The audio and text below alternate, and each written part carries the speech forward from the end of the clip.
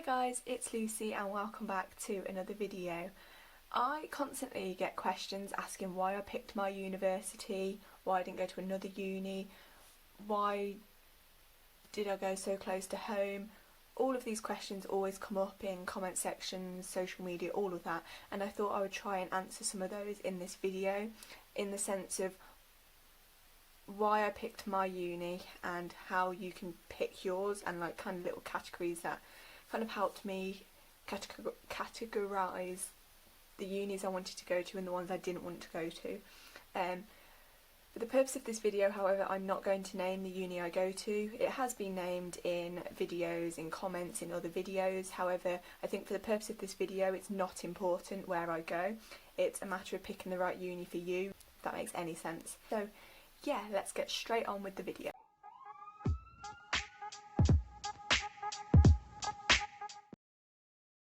The first thing I looked at was the proximity to home. So my uni is roughly an hour away from home. It has taken me about 2 hours to get here before because of traffic, but yeah, it is usually an hour. At the time I didn't know if I'd have a car. When applying, I didn't have a driving licence. I was doing driving lessons but I hadn't passed. So that was a big issue for me, was the fact I didn't have a driving licence. Now, some students will have driving licences and cars, some won't. I mean, finance is a big issue when it comes to students and learning to drive. It is expensive. However, I was in the same position and I was looking at the unis closest to me in case I decided I wanted to travel. I was looking at trains, the prices of trains, all of that sort of stuff, and decided I wanted to stay kind of close to home but further enough away that if I wanted to live in accommodation I could do just that. Yeah, people travel from the same area as me every day to uni. I've just decided I didn't want to do that, so obviously I have moved into accommodation. Accommodation. Is the accommodation going to be right for you?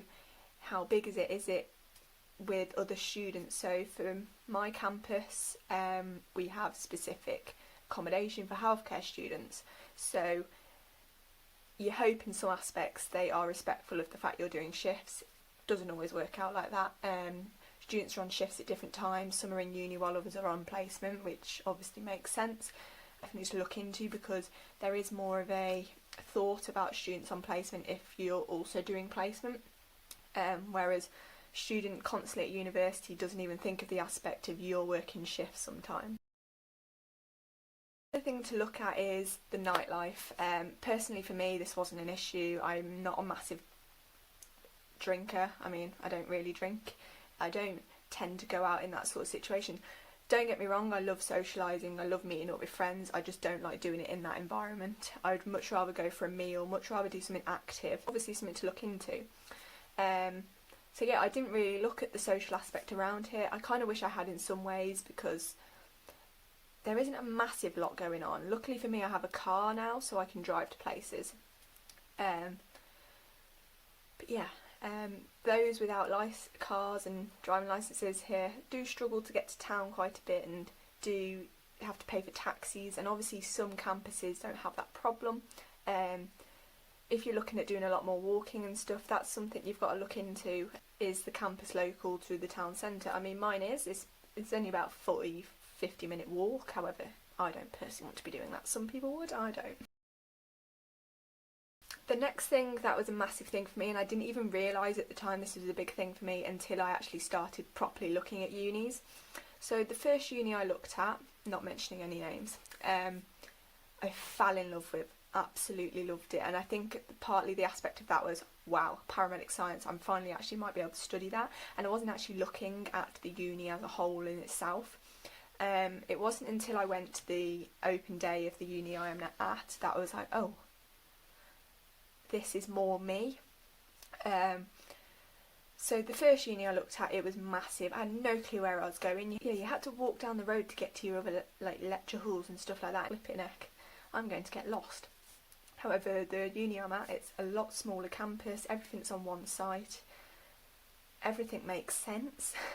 and it's a small community. You kind of walk past people at uni, you may not know their name, but you do recognise them a lot of the time, whereas in these bigger ones I don't think I would have a clue, and that's what I liked about my uni, was the community aspect. I even said that in my interview. I was asked why I wanted to go to that uni, and I literally said, I've looked at one uni and I've looked at this uni, and the community at this uni is so much better than the one I looked at. The start date was also a massive thing for me. So some will know that I am a January student. At the interview process for my uni, I got asked if I wanted September or January, and I said either. However, if another uni had asked me if I wanted to start in September or let's say April, and I'd got offered April, I think that would have been a massive put off from the uni, I suppose. Although you can make more money working your part-time job or whatever, yeah. Luckily for me, none of the unis I looked at had that option. However, something to look at. What is your academic year going to be at a specific uni? Is it going to affect you? You've also got to look at the way they lay out things. So some unis for paramedic science will do block placement, which is what I personally do. Other unis will look at doing a couple of days in uni, a couple of days out on placement, and that I didn't like. You could finish a night shift and be straight back into uni the next day kind of thing. Obviously they kind of look at it in better ways than I. Yeah, that was something I didn't want personally. Some people like that. Some people like learning something, then straight away they get to do it out on the road, hopefully, whereas I like to learn it, read over it, study it, so it's bang on ready for placement. But yeah. Once I had narrowed down my universities to 5, I think it is, that you apply with on UCAS, it was then making the decision based on those interviews. So I went to 4 interviews. The 5th interview I actually declined. It was, funnily enough, the first uni I ever looked at. The one I originally fell in love with, I decided it wasn't for me before I'd even had the interview, and yeah, I'm glad I made that decision. So basically, some unis will make you feel more welcome than others. Some will treat you like numbers on a sheet, and some will treat you like you're already a student at that uni. You've got to think the interview process is what's going to get you into that uni. If you didn't like the interview process, maybe the uni isn't for you. And obviously people don't like interviews. I mean, I hate interviews. Talking one-on-one to people is a very daunting process. However, it's got to be done for these universities and for this course. It's the unis who make you more welcome, make you feel more calm, that make you want to go to the uni. And you've got to look at that in your interview. If you didn't enjoy one day at the uni for an interview, are you going to enjoy 3 years there?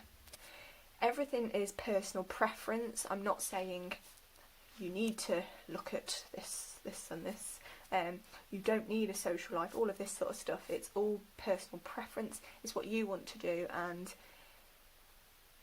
yeah, you've got to make the decision based on the fact you'll be doing it for 3 years. So I think that's everything I've got to say. Maybe I'll leave a couple of bits more in the description or in the comment section below, but yeah, make the decision based on you. Don't think about anyone else in this circumstance. So yeah, I will see you in a video very, very soon. Bye guys.